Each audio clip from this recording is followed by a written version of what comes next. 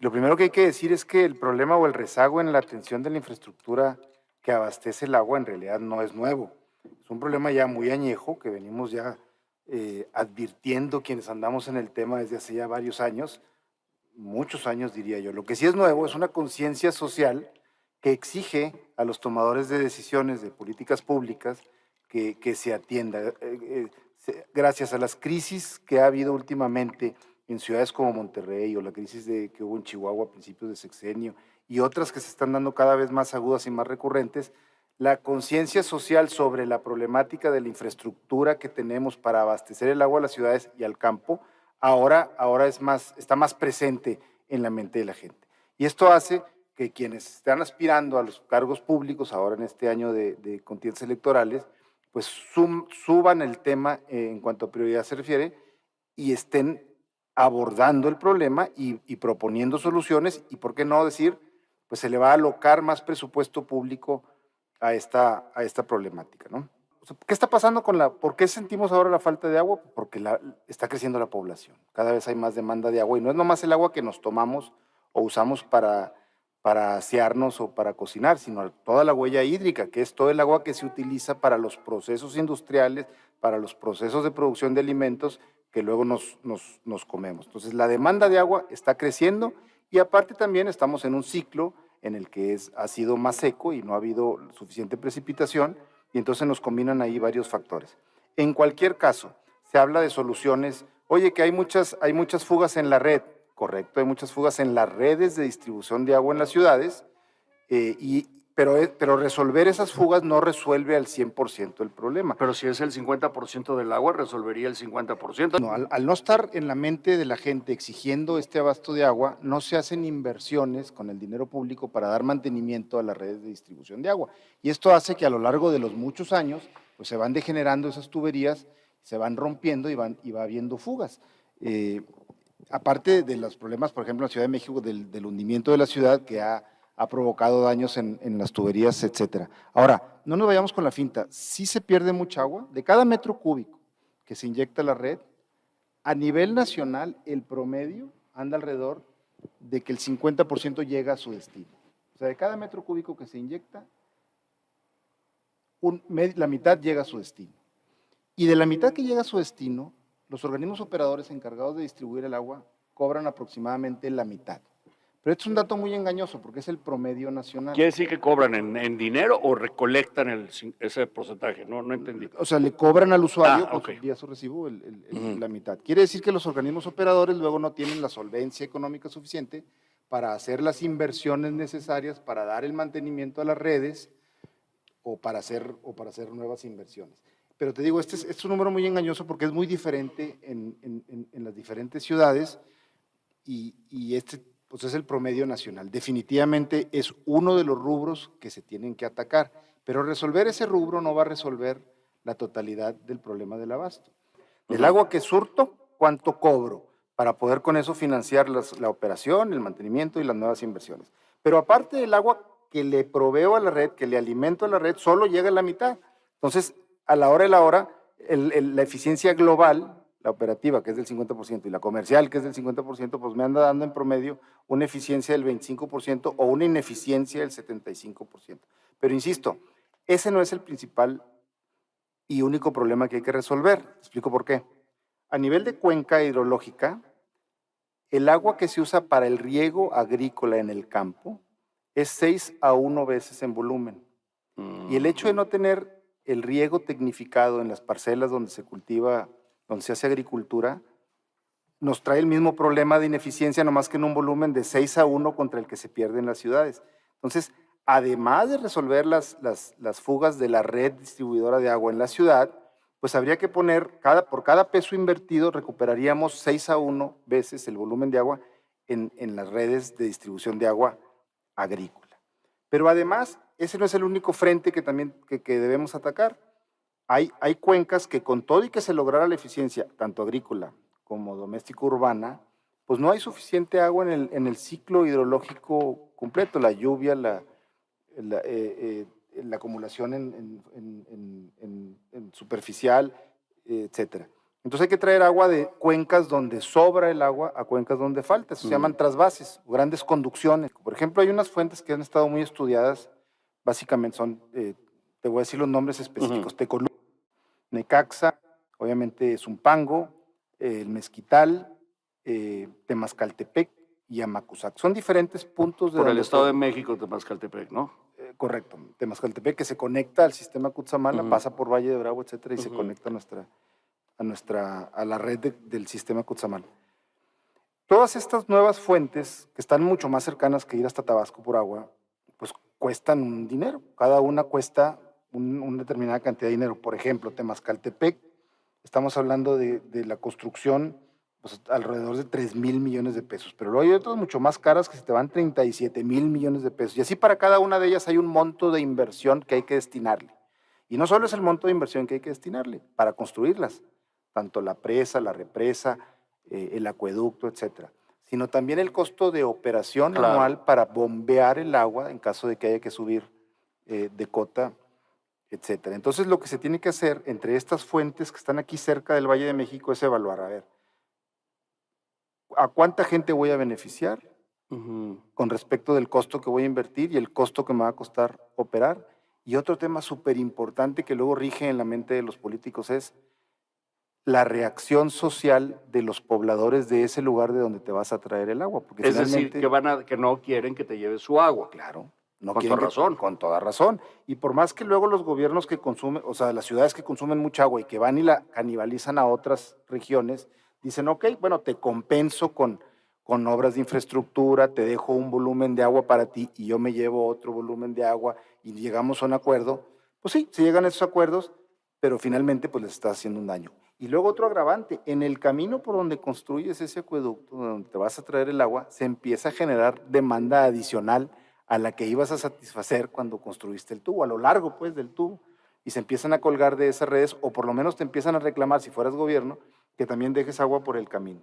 Entonces, finalmente, la decisión se debe tomar en cuanto a qué población beneficias, cuánto cuesta construir la obra y cuánto cuesta operar la obra. Y ahí están las opciones. Las opciones han estado estudiadas desde hace mucho tiempo, Eddie. Pero no había una conciencia social de la crisis del agua que a su vez hacía que los tomadores de decisiones de políticas públicas pues no lo tuvieran en sus prioridades. Tenían otras, la seguridad, la corrupción, etcétera, la salud, otras prioridades. Hoy por hoy es un tema del que se habla, es un tema que la gente le preocupa, es un tema que la gente es sensible a la falta de agua y entonces esa es la buena noticia, que por lo menos ya va a estar, y ya está, ya lo estamos viendo en los debates, entre quienes pretenden gobernar local y nacionalmente. Si bien sí, efectivamente, la iniciativa privada puede hacer inversiones tales que resuelvan toda la construcción de infraestructura, pues a ese capital privado hay que darle un rendimiento. Claro. Y para darle un rendimiento a ese capital habría que mercantilizar el agua, es decir, ponerle un valor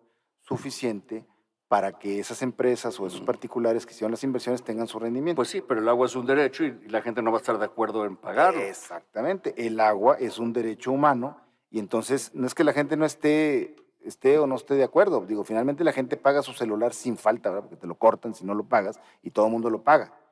Y el agua no la pagas y no te la cortan. Y no te la puedes, el gobierno no te la puede cortar porque pues, es un derecho humano.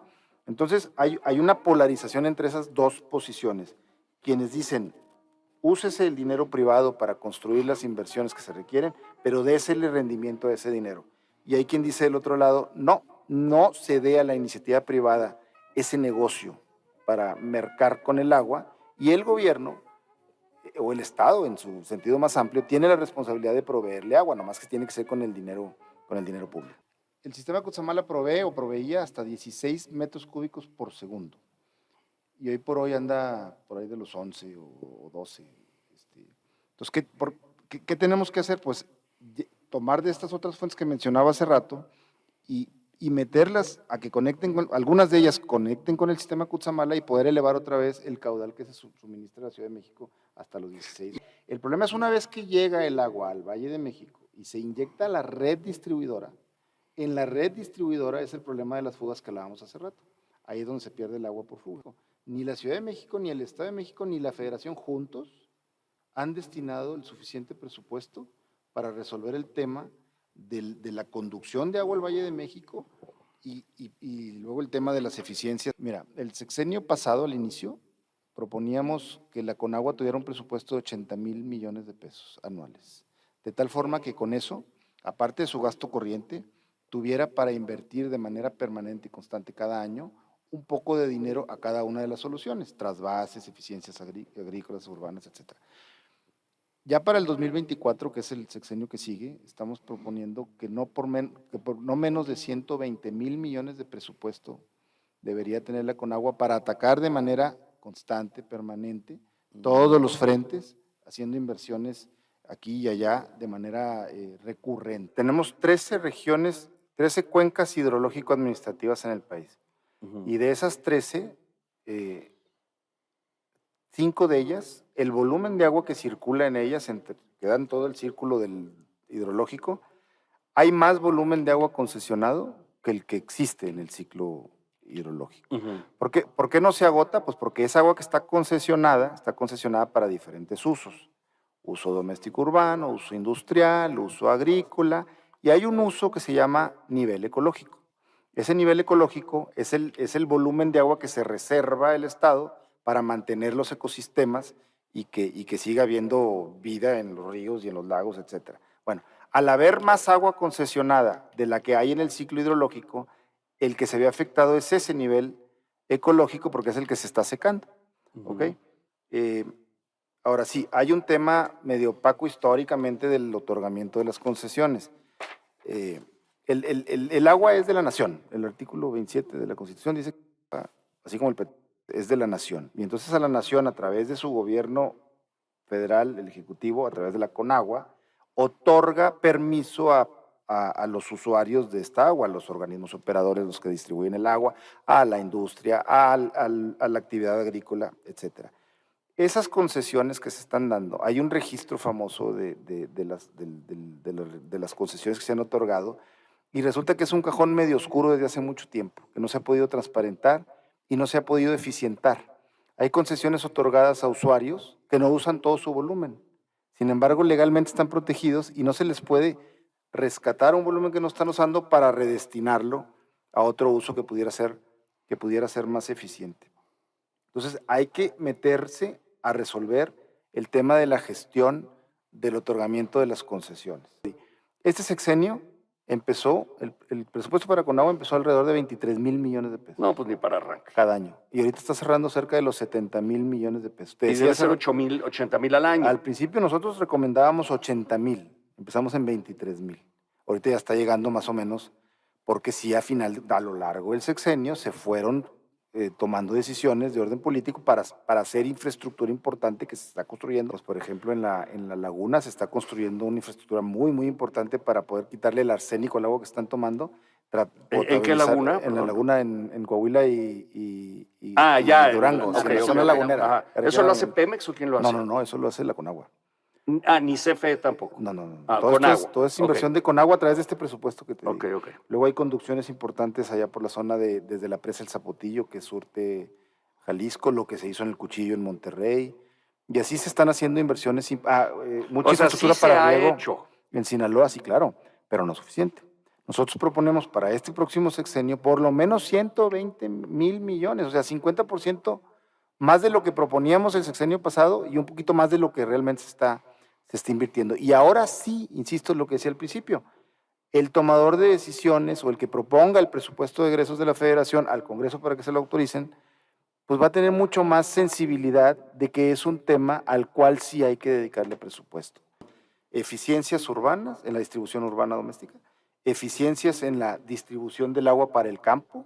Esto quiere decir desde renivelar parcelas para que el agua rodada tenga una mayor eficiencia, hasta lo más sofisticado que es el riego por goteo. Estilo en Israel. Sí, que es lo más caro de inversión, pero también la mayor eficiencia en agua. Y no es tan caro porque son mangueras, es un sistema de mangueras. Bueno, es más caro que renivelar parcelas. Pues, bueno, claro. Hablando relativamente. Luego, hacer trasvases de las cuencas donde hay suficiente agua y sobra a las cuencas donde tenemos el estrés hídrico. Que eso sí es caro.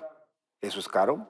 Es cara la construcción y la operación. Claro. Luego hay que explorar nuevas fuentes como la desalación. Hay regiones del país, por ejemplo, en el noroeste, Sonora y la Baja California, y Baja California Sur, que ya no tienen otra más que desalar agua del mar. Entonces, para la península de Baja California está bien porque del lado del Pacífico sí puedes desalar agua y el proceso de desalación tiene el problema que tiene un subproducto que es la salmuera, es agua con el doble de densidad. O sea, de cada metro cúbico de agua, la mitad le quitas la sal y la otra mitad del agua se queda con el doble de sal. Y esa hay que volverla a echar al mar. Y al echarla al mar tiene afectaciones ecológicas muy graves. Claro. Entonces, si la echas al mar en donde hay suficientes corrientes para disipar esa salmuera, pues no tienes problema. Pero si te quieres ir adentro de la península del Mar de Cortés, la península el Golfo de California, ahí no puedes desalar con todo y que requieren agua en Sonora. No, porque no hay corrientes. Porque no puedes echar la salmuera al mar porque no hay corrientes. Te echarías todo el ecosistema del Mar de Cortés. O sea, ya seguimos teniendo ese problema. Pero esas son nuevas fuentes. Finalmente, el tratamiento del agua residual. Si tenemos las plantas de tratamiento de agua residual funcionales y los organismos operadores municipales con suficiente presupuesto para operarlas, esa agua se puede surtir para procesos industriales, para riego de jardines. El tema es que se le asignen recursos a la construcción de la infraestructura para resolver el problema. Mientras la gente no pida no solicite al tomador de decisiones, asígnale recursos a este tema, el tomador de decisiones políticas pues también obedece a criterios de rentabilidad electoral. Si fueras gobernador, alcalde o presidente, vas a resolver lo que la población más pide, porque eso es lo que te van a agradecer y tal vez te lo vayan a reconocer en el próximo proceso electoral.